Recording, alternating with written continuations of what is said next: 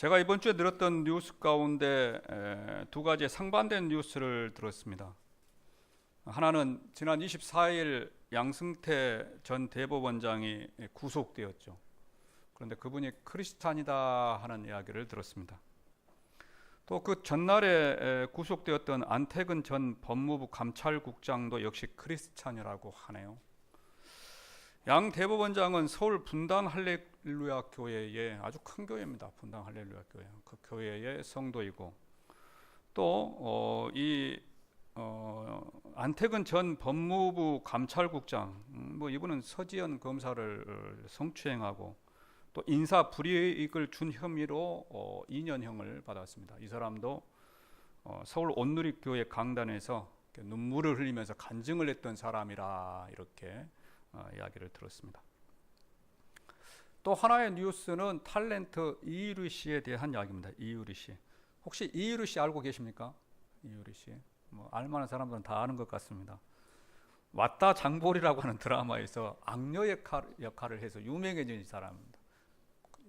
악녀였고 저희 드라마를 보진 않았습니다. 그 이름이 뭐였죠? 아무튼 있습니다. 저는 잘 모르니까 주위에 아는 사람한테 물어보십시오. 이 사람이 전도사님 부인이라네요. 전도사님 부인. 또 깜짝 놀랐습니다. 그런데 그들이 결혼하게 된 러브 스토리가 장난이 아닙니다. 그냥 결혼해서 전도사 사모가 된 것이 아니고요. 믿음 가운데 신앙생활을 하면서 이 전도사님을 만나게 됐고 프로포즈를 이분이 먼저 했답니다. 근데 프로포즈를 해도 받아주지 않을 것 같아서 먼저 하나님께 물어봤대요. 기도하면서 기도원 가서 기도하고 막 그랬답니다. 하나님, 내가 이분과 전도사님과 결혼해도 될까요? 그랬더니 하나님께서 뭐라고 하시냐면은, 야, 너 선교사로 나갈 준비가 됐냐? 선교사로 나갈 수 있느냐? 이것 하나 물어보고요. 또 너가 가지고 있는 물질을 다 다른 사람에게 줄 수 있느냐? 이걸 물어보셨답니다. 하나님께서. 근데 이 두 가지가 대답하기가 정말 힘든 대답이잖아요. 그래서 기도하면서 기도원 가서 기도하면서 그 대답에 예스라고 하는 답이 나오고 나서 그가 프로포즈를 했답니다. 프로포즈. 띠동갑이랍니다. 띠동갑. 근데 지금 잘 살고 있다는 거죠. 이 두 가지 뉴스를 들으면서 제 마음 가운데 드는 생각은 사람은 겉모습을 보고 판단해서는 안 되겠다 하는 겁니다. 겉모습을 보고 판단해서.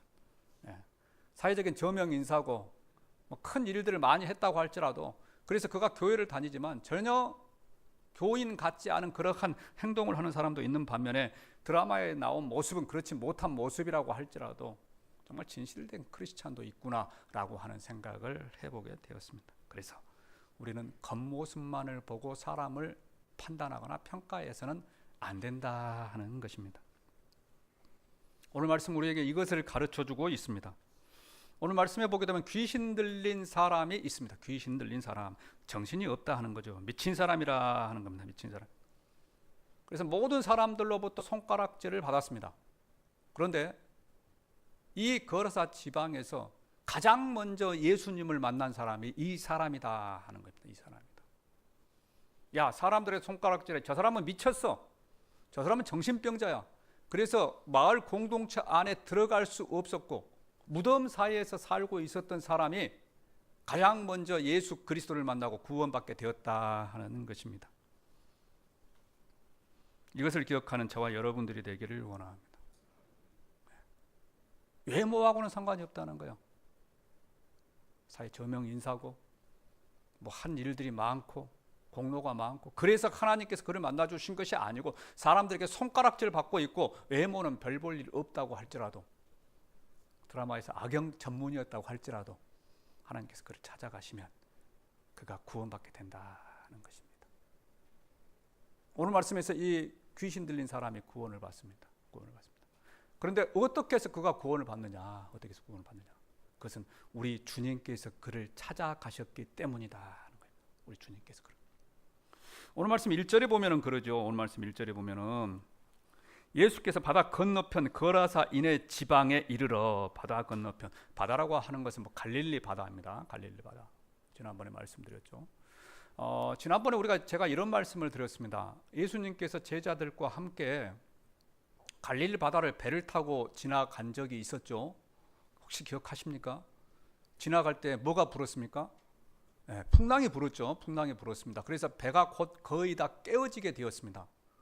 그런데 예수님께서 일어나셔서, 주무시다가 일어나셔서 바람과 잔잔하라, 바다야 잔잔하라, 그러니까 바람과 파도가 잔잔해졌다고 하는 말씀을 제가 얼마 전에 드렸습니다.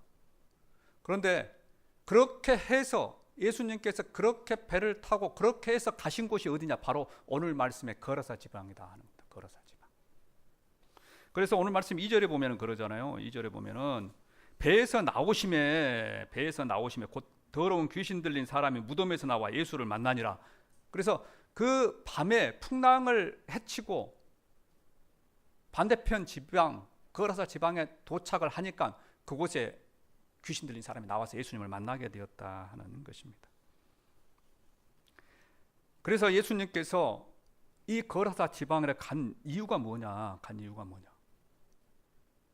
예수님이 거라사 지방에 간 이유는요, 이 청년을 만나기 위하여서 갔습니다.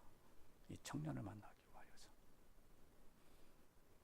이 사건이 끝나는 우리가 지금 1절부터 20절까지 읽었잖아요. 이 사건이 끝나는 21절에 보면은 이렇게 말씀을 하고 있습니다. 21절 말씀 함께 읽어볼까요? 예수께서 배를 타시고 다시 맞은편으로 건너가시니 큰 무리가 그에게 모이거늘 이에 바닷가에 계시더니. 자, 이게 무슨 말이냐? 예수님께서 가버나움이라고 하는 동네에서 거라사 지방으로 배를 타고 가셨습니다.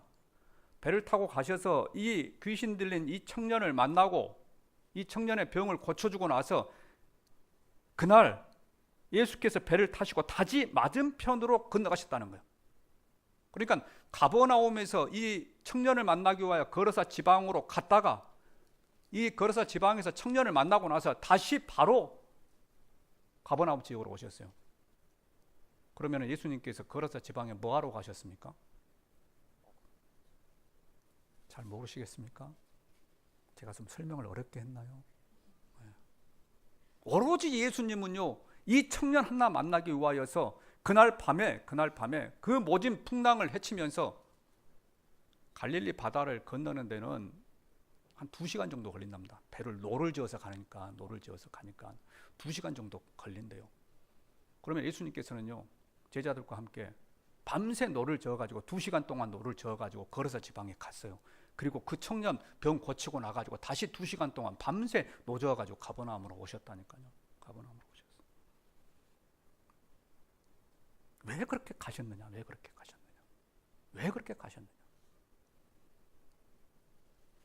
그것은 한 영혼을 구원하기 위함이다. 한 영혼에게 복음을 전하고 그의 복음을 고쳐주고 그로 인해서 그곳에 하나님의 복음이 전파되게 하기 위하여서 우리 주님은 그 밤에 2시간 동안 배를 타고서 그 가버나움에서 거라사 지방으로 가시게 된 줄로 믿습니다. 오늘 말씀 18절과 19절에서 이렇게 말씀을 합니다. 18절과 19절 말씀 우리 함께 읽어보겠습니다. 예수께서 배에 오르실 때에 귀신 들렸던 사람이 함께 있기를 간구하였으나 허락하지 아니하시고 그에게 이르시되 집으로 돌아가 주께서 내게 어떻게 큰 일을 행하사 너를 불쌍히 여기신 것을 내 가족에게 알리라 하시니. 무슨 말인가요? 예수님께서 병을 고쳐주셨으니까 얼마나 기쁩니까? 얼마나 즐겁습니까? 그리고 예수님께서 이제 다시 또 배를 타고 가신다고 하니까 주여 나도 따라가겠습니다. 충분히 그럴 수 있죠. 자기 병을 고쳐주신 생명의 은인인데 나도 따라가겠습니다. 그때 예수님께서 뭐라고 합니까? 야, 그렇게 하지 말아라. 너는 지금 너의 집에 가서 내 가족에게 너에게 무슨 일이 일어났는가? 너가 어떻게 해서 이렇게 병 고침을 받게 되었는가? 그것을 알리라 하는 겁니다. 무슨 말인가요?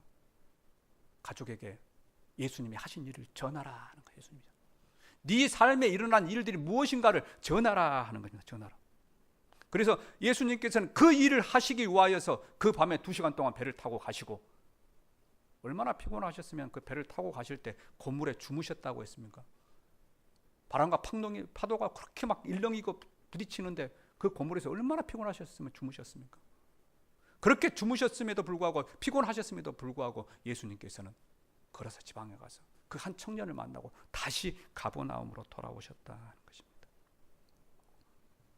성경에는 이런 일들이 많이 있습니다. 성경에는 사마리아 여인도 그렇게 구원을 받았죠. 요한복음 4장에 보게 되면 예수님께서 사마리아 지역으로 가십니다. 사마리아 지역은요, 사람들이 잘 안 다니는 곳이에요. 그 부정한 땅이다. 그래서 이스라엘 사람들은, 유대인들은 그 지역을 가지 않습니다. 그래서 빙 둘러다닙니다. 빙 둘러다녀.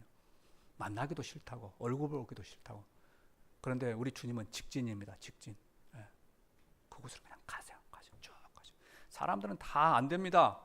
예수님 가지 마십시오. 돌아갑시다. 다 돌아다니는데 그쪽에 가기에는 부정 타고요. 부정 타면은 예배도 못 드리고요.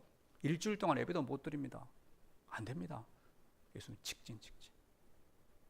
그리고 우물가에 앉았습니다.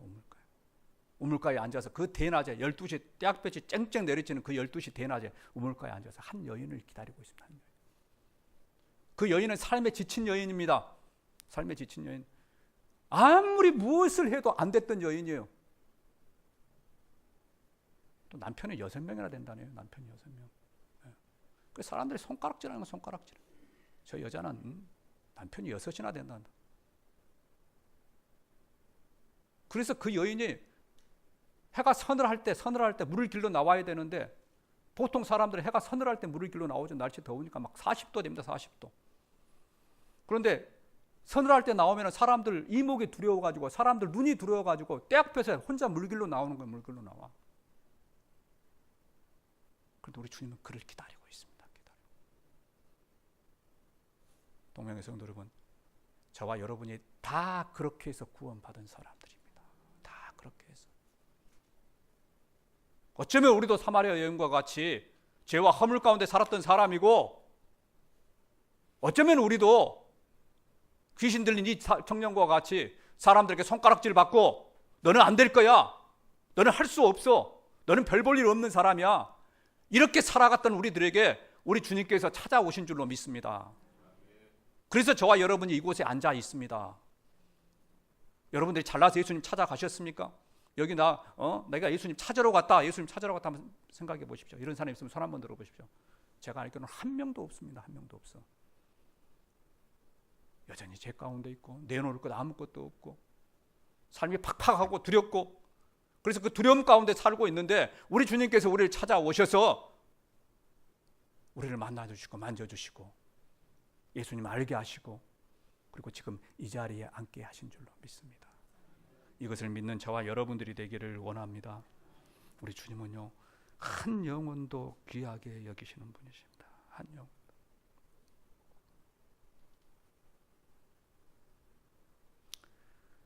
그래서 우리는 또 다른 우리를 위하여서, 우리를 향하여서 우리의 발걸음을 옮겨야 할 줄로 믿습니다.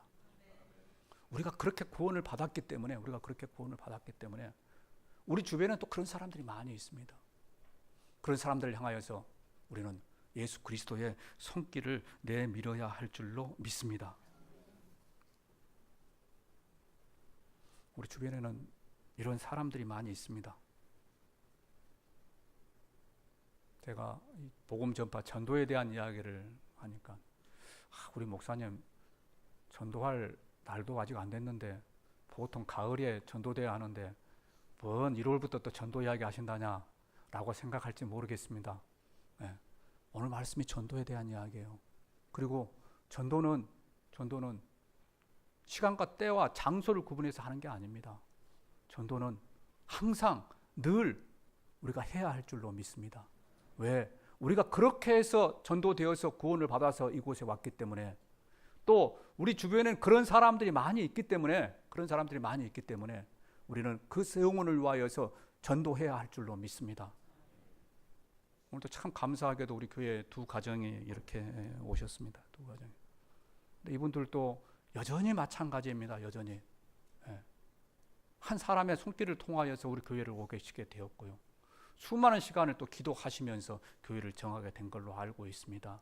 우리 주변에 그런 사람들 있으면 한번 생각해 보시기를 바랍니다. 그냥 한번 전도한다고 해서 오실 분 없습니다. 지금부터 준비를 하셔야지만이 가을에 그분들이 또 우리 하나님 앞에 나오게 될 줄로 믿습니다. 오늘 말씀에 이 거라사 지방에 가서 예수님께서 복음을 전했습니다. 그런데 여기 보게 되면 데가볼리라고 하는 단어가 나옵니다. 데가볼리는 10개의 마을로 이루어진 도시다 하는 말입니다. 데가볼리는 헬라어로 데가가 10이라고 말이죠. 볼리는 폴리스라고 하는 영어입니다. 폴리스. 그래서 데가볼리는 10개의 마을로 이루어진 도시가 데가볼리입니다. 그리고 그 데가볼리 안에 거라사 지역은 한 지역입니다. 한 지역, 한 마을이에요. 한 마을. 한 마을이 거라사 지역입니다. 그런데 오늘 말씀에서 예수님께서 그 거라사 지역에 가셔서 그 청년에게 병을 고치시고 복음을 전한 결과 그 거라사 지역으로부터 데가볼리로 복음이 전파되었다는 겁니다. 복음이 전파되었다. 데가볼리라고 하는 지역은 이방인의 지역입니다. 유대인이 아니에요. 이스라엘 지역이 아니에요. 요단강 동편에 있는 이방인의 지역입니다. 그래서 사람들이 그곳에 가질 않아요. 그런데 예수님께서 그날 밤에 그를 찾아가셔서 그에게 복음을 전하고 그의 병을 고쳐주니까 수많은 사람들이 그 이야기를 듣고 예수님을 찾아왔습니다. 예수님 찾아.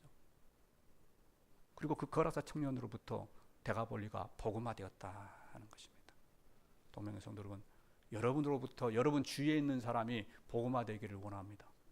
여러분으로부터 여러분들이 살고 있는 그 동네가 복음화되기를 원합니다. 그렇게 해서 동네가 복음화되고 우리 신창동이 복음화될 줄로 믿습니다.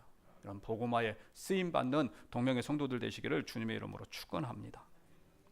그래서 두 번째로 오늘 말씀을 보게 되면요, 우리 주님은 한 사람의 가치도 소중히 여기신다 하는 것입니다.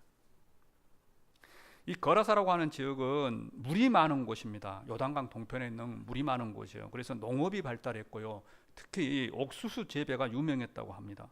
그래서 아주 오래전부터 그리스의 알렉산더 왕이나 또 로마의 강대국들은 이 거라사 지역을 토시탐탐 넘보는 그러한 도시였어요. 그리고 로마는 재건축을 할 때 이 거라사 지방에 도로를 가운데로, 도시 한 가운데 도로를 냈고요. 그곳에 대장간을 세우고 제우스 신전을 세우고 그리고 대극장도 그곳에 2개가 있다고 합니다. 그래서 그곳 사람들은 모두가 다 부유한 생활을 하고 있어요. 가난한 사람이 없었습니다. 다 잘 먹고 잘 살았습니다. 그래서 모든 사람들이 다 잘 먹고 잘 살고 있는데 그 가운데 한 사람 불청객 이 귀신 들린 사람이 있었다 하는 거예요. 다른 사람들은 잘 먹고 잘 살고 편한데 이 한 사람만큼은 그 사람들과 함께하지 못하고 무덤 사이에서 돌로 자기 몸을 헤하면서 그렇게 살아가고 있었습니다. 5절에 보면 그러지요. 밤낮 무덤 사이에서나 산에서나 늘 소리 지르며 돌로 자기의 몸을 해치고 있었더라. 그런데 그날 밤에 우리 주님께서 그를 찾아가십니다. 거라사 지방에서 잘 먹고 잘 살고 문화혜택을 잘 누리고 그래서 떵떵거리고 살고 있는 수많은 사람들을 찾아가신 것이 아니고 그 사람들 가운데 소외되고 손가락질 받고 쇠사슬에 매여 있고 다른 사람들에게 유혹을 듣는 그 사람을 우리 주님께서 찾아가셨습니다. 그리고 그 한 사람으로 인하여서 다른 사람들, 부유한 사람들, 부자들, 잘 먹고 떵떵거리는 사람들이 예수를 믿게 되었다 하는 것입니다. 왜 예수님께서 그곳으로 가셨을까요? 왜 그날 밤에 그 배를 타고 그곳으로 가셨을까요? 우리 주님은 한 사람의 가치를 소중히 여겼기 때문입니다. 많은 사람들, 세상적으로 부유하고 잘되고 이런 사람들을 소중하게 여긴 것이 아니고 그 사람들 가운데 괄시받고 힘들어하는 그 한 영혼을 소중히 여기셔서 그를 찾아가셨다 하는 것입니다. 동명의 성도 여러분, 하나님은 한 사람을 소중히 여기시는 분이십니다. 한 사람의 가치를 소중히 여기시는 분이십니다. 그래서 에레미야 5장 1절에 보게 되면 너희는 예루살렘 거리로 빨리 다니며 그 넓은 거리에서 찾아보고 알라. 너희가 만일 정의를 행하며 진리를 구하는 자를 한 사람이라도 찾으면 내가 이 성읍을 용서하리라. 한 사람. 저와 여러분이 한 사람이 되기를 원합니다. 저와 여러분이 여러분의 가정의 한 사람이 되십시오. 여러분이 몸담고 있는 직장과 사업장의 한 사람이 되십시오. 하나님은 그 한 사람만 있어도 용서하시고 축복해 주시겠다고 말씀하십니다. 그리고 이곳에 계신 여러분들이 우리 교회의 그 한 사람이 되시기를 주님의 이름으로 축원드립니다. 동명성도 여러분, 우리 주님은 많은 사람만 소중히 여기지 않습니다. 물론 많은 사람이 잘못했다고 하는 것은 아니죠. 하나님은 많은 사람도 소중히 여기지만 한 사람이라고 해서 하나님은 소외하지 않는다 하는 것입니다. 그래서 우리 주님은요, 잘난 사람만 소중히 여기는 것이 아닙니다. 못난 사람도 소중히 여기십니다. 우리 주님은 성공한 사람만 소중히 여기는 것이 아닙니다. 설령 성공하지 못했다고 할지라도 우리 주님은 소중히 여깁니다. 그래서 저와 여러분이 소중한 사람이다 하는 것입니다. 요한복음 3장 16절에 보면 이렇게 말씀하십니다. 하나님이 세상을 이처럼 사랑하사 독생자를 주셨으니 이는 그를 믿는 자마다 멸망하지 않고 영생을 얻게 하려 하심이라. 아주 중요한 말이죠. 하나님이 세상을 이처럼 사랑하사 독생자를 주셨으니 이는 그를 믿는 자마다 멸망하지 않고 영생을 얻게 하려 함이라. 이 말씀은요, 저와 여러분이 소중하다 하는 것입니다. 소중하다. 저와 여러분이 소중하기 때문에 하나님께서 그의 아들 예수 그리스도를 우리에게 보내셨다 하는 것입니다. 우리가 얼마나 소중하느냐, 얼마나 소중하느냐, 예수님만큼 소중하다 하는 것입니다. 예수님만큼. 저와 여러분이. 기분 나쁘십니까? 기분 나쁘죠? 수학의 법칙에 보게 되면요, 등가의 법칙이라고 하는 것이 있잖아요. 등가의 법칙. 이 가격을 10,000원이라 그러면은 이 가격과 10,000원이라고 하는 그 돈이 같기 때문에 이 바이크의 가격을 10,000원이라고 여깁니다. 매깁니다. 이게 수학에서 등가의 법칙이라고요. 그럼 저와 여러분이 얼마의 가치가 있습니까? 저와 여러분은 예수님의 생명의 가치가 있습니다. 왜? 예수님이 나를 위하여 십자가에 죽었다 그 말이에요. 죽었어요. 그러니까 나하고 예수님하고는 같은 이꼬르입니다. 이꼬르. 피장파장이에요. 지나 나나 똑같아요. 우리 주님은 우리를 사랑하시는데 우리의 가치를 어떻게 두셨느냐? 예수님, 자기 하나밖에 없는 아들 예수님의 가치에 저와 여러분을 두셨다 하는 것입니다. 그래서 예수 그리스도를 이 땅에 보내셨고, 그분이 십자가에 죽으셨고, 그분이 모진 고초를 당하셨고, 그로 인하여서 저와 여러분이 구원을 받았다 하는 것입니다. 동명성도님, 이것을 기억하시기를 바랍니다. 하나님이 나를 얼마나 소중히 여기시는지, 하나님이 나를 얼마나 소중히 여기고 있어서 나를 위해서 무슨 일을 하셨는지, 그리고 그 사랑에 보답하면서 살아가는 우리 동명의 성도들 되시기를 주님의 이름으로 축원합니다. 오늘 말씀에 보게 되면은요, 거라사 지역에 큰 소동이 일어났습니다. 큰 소동이. 그러죠. 귀신 들린 사람이 나왔어. 막 소문을 물겠죠. 그러니까 동네 사람들이 다 와서 봅니다. 14절과 15절 말씀에 보게 되면은 이렇게 이야기를 합니다. 함께 읽어보겠습니다. 치던 자들이 도망하여 읍내와 여러 마을에 말하니 사람들이 어떻게 되었는지를 보러 와서 예수께 이르되 그 귀신 들렸던 자, 곧 군대 귀신 집혔던 자가 옷을 입고 정신이 온전해 앉은 것을 보고 두려워하더라.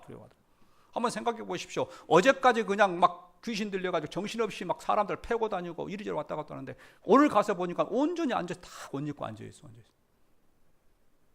그러면 여러분들 뭐라고 하겠습니까? 여러분들 뭐라고 하겠습니까? 야, 할렐루야. 하나님이 하셨습니다. 하나님 감사드립니다. 하나님 멋지십니다. 이렇게 하지 않겠습니까?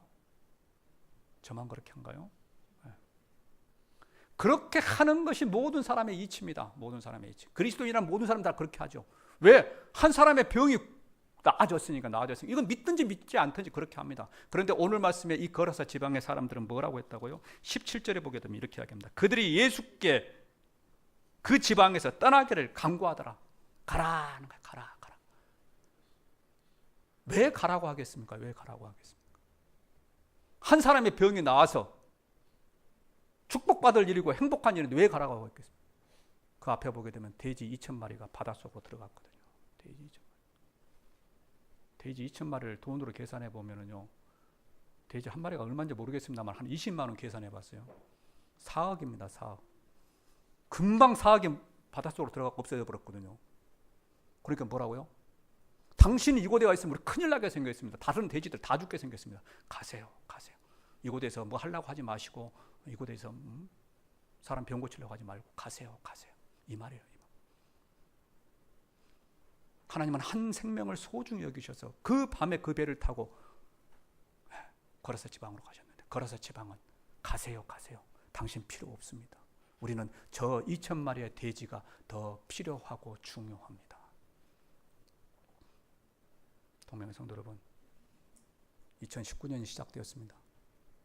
지난 한 달 동안 저와 여러분은 무슨 생각을 하면서 살아갔습니까? 혹시 저와 여러분이 오늘 말씀에 거라사 지방의 여인들과 같은, 거라사 지방의 사람들과 같은 그러한 모습을 보이고 있지는 않습니까? 하나님 거기까지만. 하나님 조금 더 들어오면 안 돼요. 하나님 이렇게 훅 들어오면 안 되잖아요. 혹시 그렇게 살아가고 있지는 않습니까? 하나님, 내가 하나님을 아는데요, 하나님하고 가까이 지내가지고 좋을 것이 별로 없는 것 같아요. 그냥 거기까지만 오시고 적당하게 내가 주일에 한 번씩 그냥 예배드리고 올 테니까 하나님 그것으로 만족하시고 더 이상 내 인생에 개입하려고 하지 마세요.